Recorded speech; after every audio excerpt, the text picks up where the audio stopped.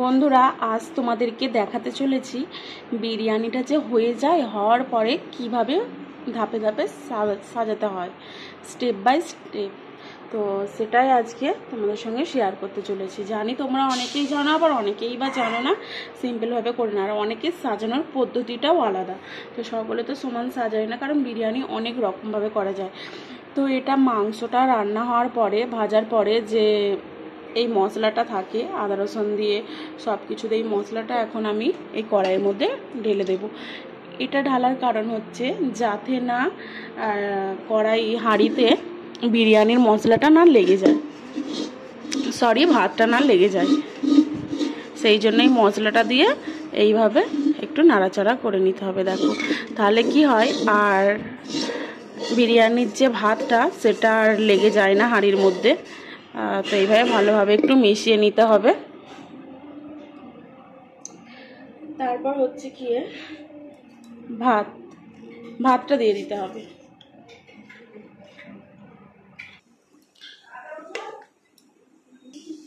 তো আমি এখন ভাতটা এইভাবে হাঁড়ির মধ্যে এখন নিয়ে নেব।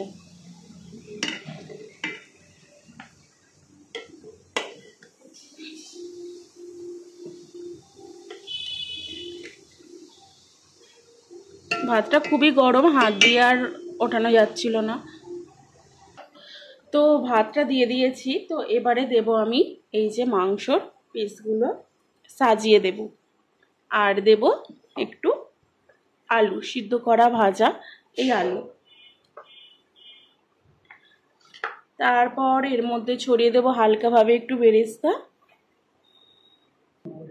এবার আরেকটু এই ভাত আমি দিয়ে দেব হাঁড়ির মধ্যে, সাদা ভাতটা। তো তোমরা বাড়িতে কে কীভাবে বানাও অবশ্যই কমেন্ট করে জানিও। তো ভাতটা দিকে দেখতেই পাচ্ছ, 2-4টে ভাত পড়েই গেল। তো এবারে আমি এর উপরে আবার সাজিয়ে দেব আলু আর চিকেনগুলো, আর একটু বেরেস্তা।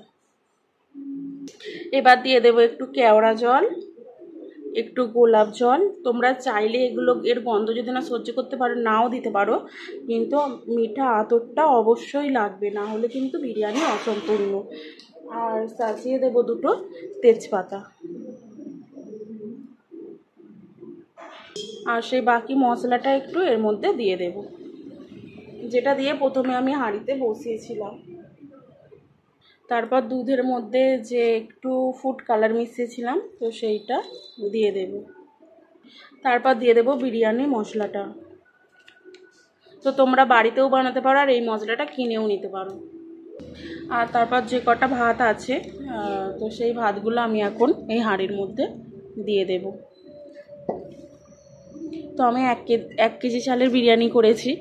আর তো তোমরা এই চালটা, এই ভাতটা এরকম ঝরঝরে পাওয়ার জন্য হালকা করে লেবুর রস, একটু সাদা তেল যাকে সয়াবিন অয়েল বলে, আর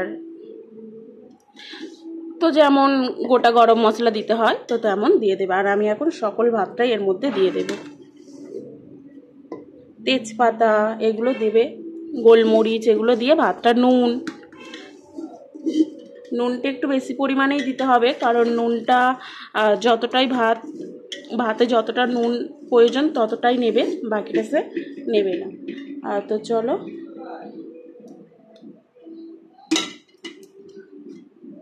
এবারে হচ্ছে কি, এই আলু আর চিকেন যা আছে সবটা এর মধ্যে দিয়ে দেব। 1 কেজি বিরিয়ানি করার জন্য তোমরা 1 কেজির মতো নিতে পারো চিকেন, আমাদের সেরকমই নেওয়া আছে।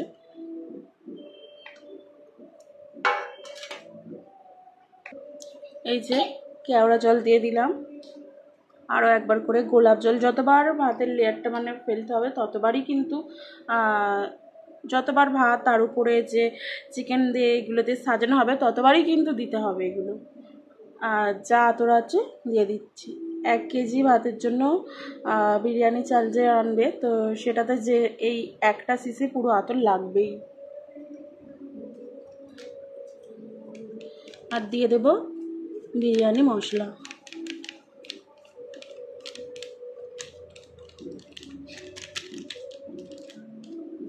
কারণ এই মশলাটারই সব, আর যেটুকু এই মশলা বেঁচে ছিল তো সেটা আমি এখন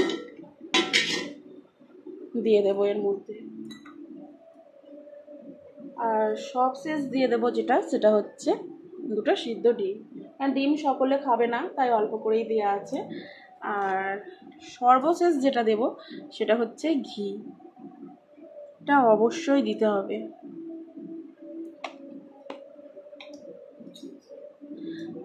আর এটা তোমরা যদি বিরিয়ানিটা একটু সাদা সাদা খেতে চাও তাহলে কিন্তু এটা এতটা না দিলেও হবে, প্রথমবারেরটাই যথেষ্ট। যদি মনে করো একটু লাল হবে তো তার জন্য তোমরা এটা দিতে পারো। তো আমিও অনেকটার মতনই দিয়ে দিয়েছি, আর বাকিটা দেবো না, বেশি লাল হলে বিরিয়ানি ঠিক ভালো লাগে না। তাও আমার অনেকটাই দেওয়া হয়ে গেল।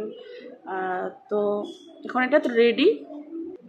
তো হালকা করে আর একটু এই বিরিয়ানির মশলা আমি ছড়িয়ে দেবো শেষমেশ এখানে। আর দিয়ে তো একটা দেখো আটার লেচি নিয়েছি, একটাই নিয়েছি, বেশি নিইনি। আর তো এটা এখন আমি হাঁড়ির মধ্যে চিপে দেব। আর তোমরা চাইলে আটাটা নাও দিতে পারো, তোমরা একটা ভারী নোড়া বা ভারী তোমাদের বাড়িতে যদি কোনো জিনিস থাকে তো সেগুলো দিয়ে এর উপরে চাপিয়ে রাখতে পারো, যাতে না কোনো হাওয়া পাস হয়। তো এটা এখন আমাকে দমে বসাতে হবে। তো দেখো আমার বিরিয়ানির হাঁড়ি পুরো রেডি। তো এবারে আমি সরাটা এখন বসিয়ে দেব। সরাটা একটু ছোট, মানে এটা আরেকটা ছোট হাঁড়ির, জানো তো।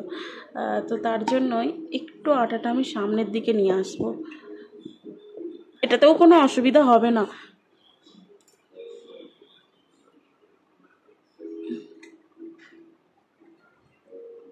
তো এটা চিটকে যাবে। তো এর উপর আর নোড়া টোড়া দেওয়ার দরকার নেই। আর তোমরা যদি না এই আটাটা লাগাও তাহলে কিন্তু অবশ্যই এখানটা একটা নোড়া বা ভারী জিনিস চাপিয়ে দিও। তো দেখো বন্ধুরা, আমার বিরিয়ানির হাঁড়ি এখন রেডি। তো এটা আমি এখন দমে বসিয়ে দেবো। দমে বসিয়ে দিয়েছি, এইভাবে 10-15 মিনিট দমে বসিয়ে রেখো, তারপরে তোমরা নামিয়ে নিও। তো এখন নামিয়ে নিয়ে এসছি। তো এখন এটা খুলবো। এই দেখো, তো এটা একটু এবারে নাড়িয়ে নিতে হবে, ঝাঁকিয়ে নিতে হবে। তো তার আগে আমি আটাটাকে ফেলে দেব।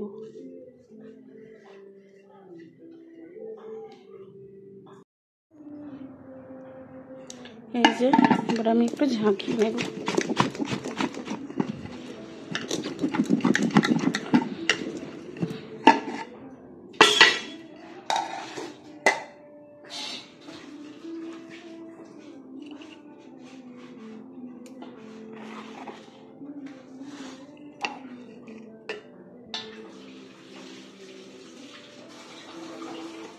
তো খুব সুন্দর হয়েছে বিরিয়ানিটা, দেখো সাদাগুলো আরেকটু ঝাঁকিয়ে দিলে সাদা ভাবটা, এই দেখো খুবই সুন্দর এসছে।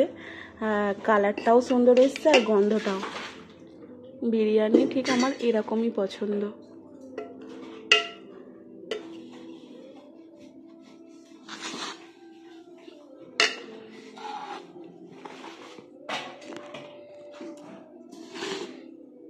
বন্ধুরা দেখো কতটা সুন্দর এসছে, কালার গন্ধ সব কিছু। আর কতটা সিদ্ধ হয়েছে সেটাও দেখাচ্ছি তোমাদের। দেখো এটা বুকের মাংস, যেটা সহজে সিদ্ধ হতে চায় না, কিন্তু এতটাই অসাধারণ সিদ্ধ হয়েছে দেখো। আর ডিমটা তো বটেই। আর এই দেখো আলুটাও, এই দেখো এই যে পুরো নরম একদম। তো চলো এইভাবে গরম গরম বিরিয়ানি পরিবেশন করে নাও, সকলে খেয়ে নাও, এইভাবে পরিবেশন করো। তো তোমরাও এইভাবে বানিয়ে ফেলো গরম গরম বিরিয়ানি।